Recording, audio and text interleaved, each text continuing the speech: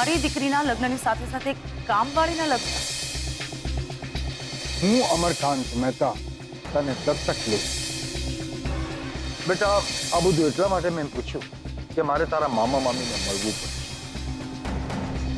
મારે તને જો દત્તક લેવી હોય તો તારા મામા મામીની મારે પરવાનગી લેવી પડે. આપણા બંનેના લગ્ન એક જ દિવસે એક જ લગ્ન મંડપની નીચે જ થશે. કે જો તારા અને મારા લગ્ન એક દિવસે નહીં થયા તો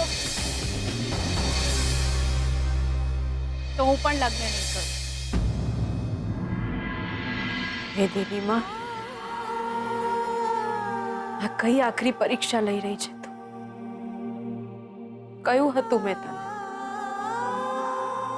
કયું હતું કે મારા લીધે કોઈ રાજી ના રહે તો કઈ નહીં, પણ મારા લીધે કોઈ દુખી ના થવું જોઈએ.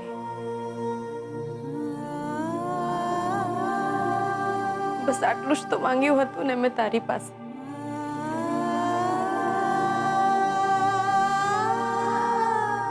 દેવીમાં શ્રુતિબેનના લગ્ન મારે લીધે અટકે એમ છે. જો આવું થશે તો ખબર નહીં શું થઈ જશે. બે ઘર વચ્ચે દુશ્મની થઈ જશે.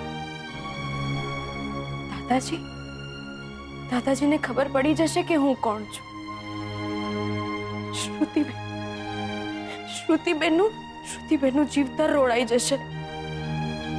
નહીં દેવી માં, નહીં, આવું ના કર. દેવી માં, મદદ કર.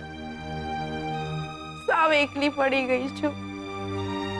સાવ કોઈક તો મદદ મોકલ, જેની સામે હું મારી વાત કરી શકું, હું રડી શકું. દેવી માં, મદદ મોકલ. દેવી માં, મદદ કર, કંઈક મદદ કર. તથાસ્તુ.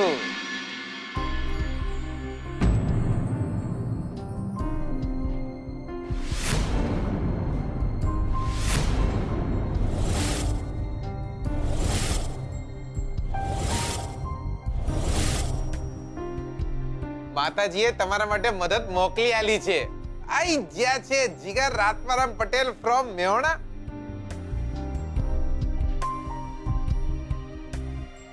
મેહોણા થી પાછા આવી જાય છે દિયોર. તમે?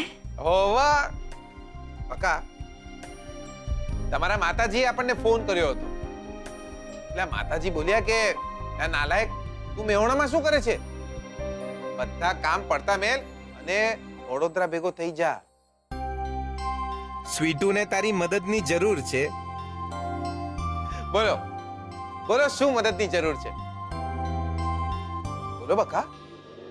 તમારા ગયા પછી અહીંયા બહુ જ ગડબડ થઈ ગઈ.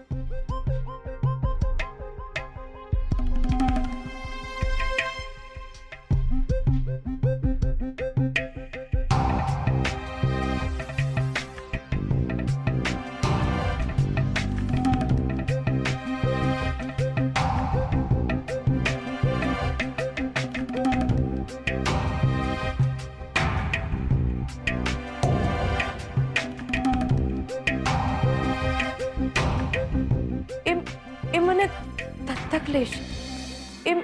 એ મને દત્તક લેશે.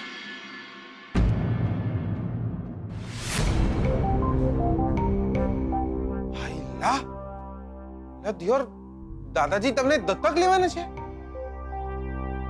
હા. લાયા ને જોરદાર. મને દત્તક લઈ લેવો જોઈએ ને. ના, હું એમ કહું છું કે દીકરીની જગ્યાએ વહુ મળ્યો તો શું વાંધો હતો દાદાજીને? તમે શું બોલો છો? તમે જવા દો બકા, તમે મારા બોલવા પર ના જાઓ. તમે બોલો, શું કહેતા હતા? મને બહુ ચિંતા થઈ રહી છે. દાદાજી કહે છે કે એ મામાને મળવા જશે મારા, અને જો એ મામાને મળશે તો એમને ખબર પડી જશે કે હું કોણ છું અને મારા લગ્ન થઈ ગયા છે કે નહીં, અને કોની સાથે થયા છે. દાદાજીને પણ છે ને આ ઉંમરે બી જપ નહીં.